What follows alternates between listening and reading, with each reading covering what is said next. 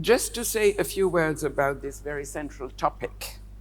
We all know we are facing unprecedented challenges in this post-COVID era. Not only the devastating impact of the pandemic are still with us, and it is threatening to resume again, but the war in Ukraine has brought about further shock waves, socio-economic hurdles and disruptions, outrageously high prices of energy, food shortages for many, and high inflation for us all. Inequalities are skyrocketing, purchase power dwindling, states' response capacities strained by 2 years of pandemic are waning, while solidarity is disappearing.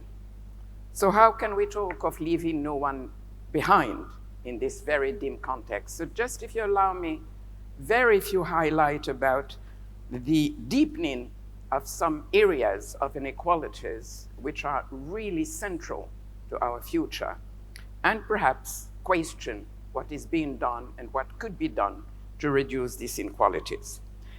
Not only has the pandemic and lockdowns exacerbated existing inequalities, but they have created new forms of inequalities and new categories between people, between countries, but among countries as well, and populations.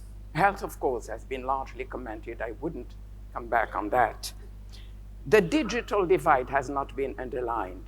It has created new categories of inequality and injustice between the digital literate and the illiterate, and much more about poors who have no appropriate tools to access connectiveness, countries, populations, and so forth, making even more isolated the rural area and the remote places.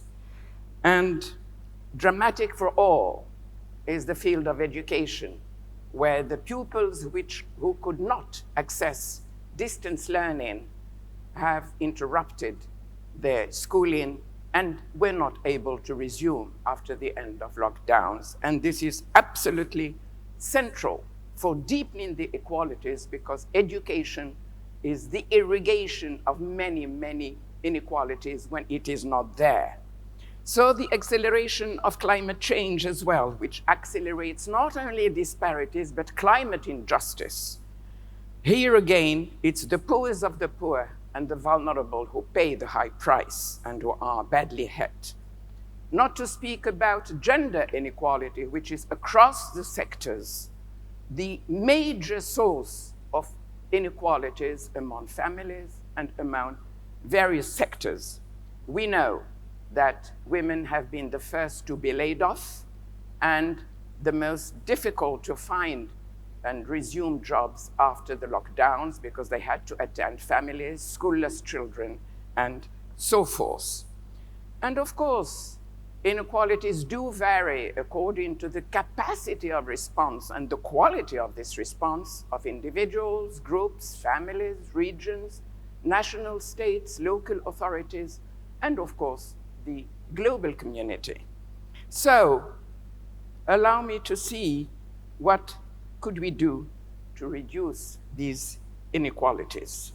Of course, it is absolutely basic that we address the socio-economic inequalities which generate many, many, many other inequalities. I don't speak about income alone, but access to the basic facilities and services and basic human security, like health.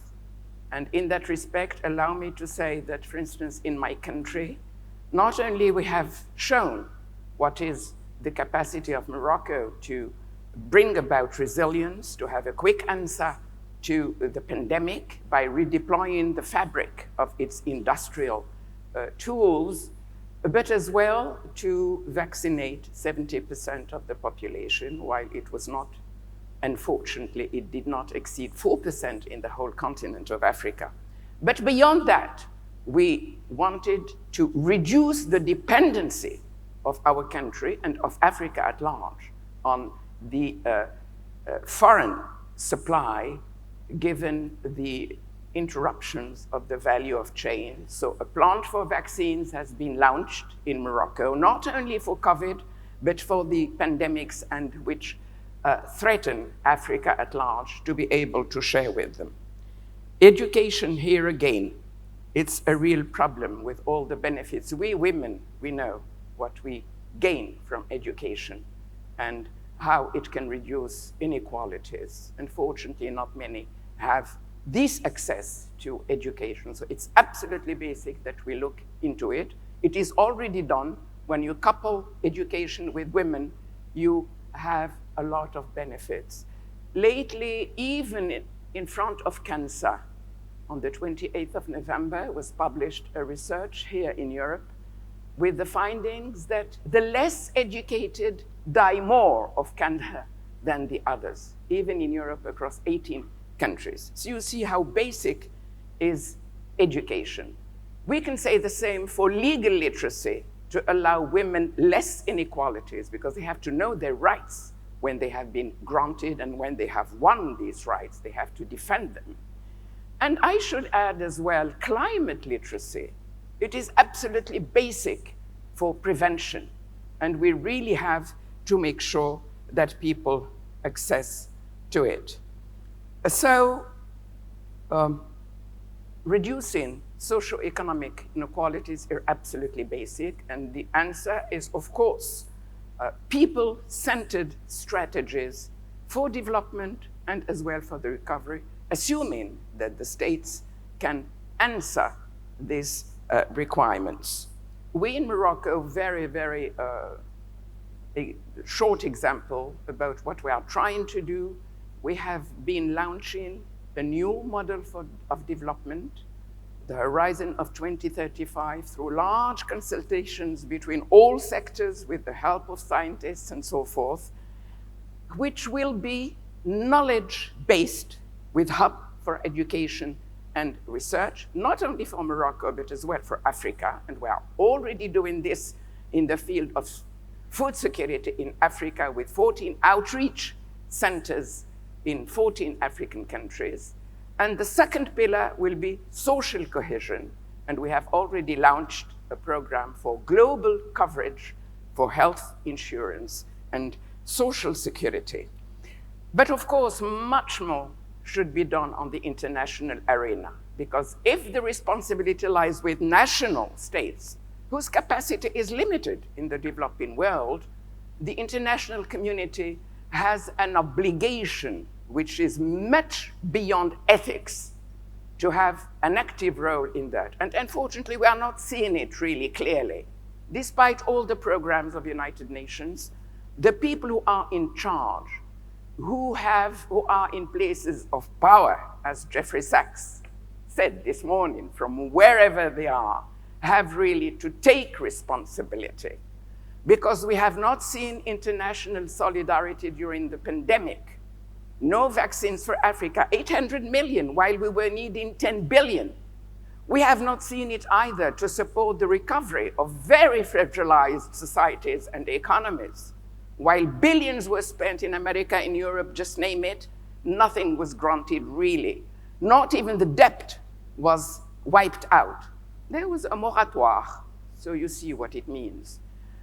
Neither have we seen as well this solidarity in the war of Ukraine, especially in the deficit that we are experiencing in Africa for cereals, no supply, while billions are given to buy armaments for Ukraine. This is not to compare, but just to show that these double standards is really extremely devastating for world cohesion.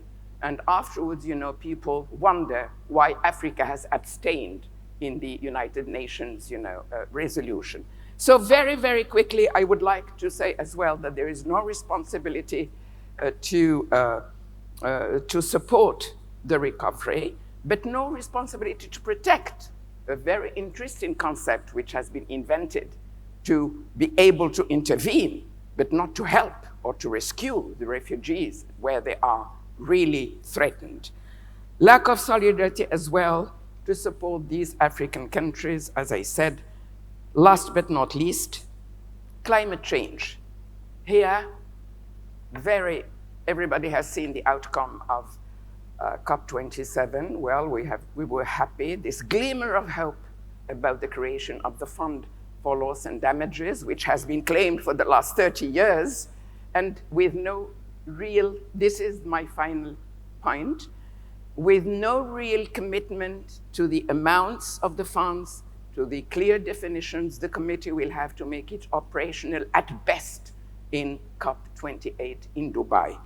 Allow me just to finish that this climate injustice is absolutely devastating, because the poorest, who have 4% of emissions, like in Africa, have to pay the damages created by countries which make 25% emissions globally. So I would like just to finish that beyond these inequalities, at the end of the day, it is a question of self-help, because inequalities are a real delay bomb for the whole and global humanity, especially if we do not change lifestyles. I would like just to finish that I was happy 30 years ago to accept your invitation in Santorini, where I made the conclusions for the first seminar about this topic, changing lifestyles. And I see that 30 years later, we are still almost at the same point with no real progress. And unfortunately, the illusion to leave nobody behind is getting further and further like the horizon. Thank you, and sorry for this dim conclusion.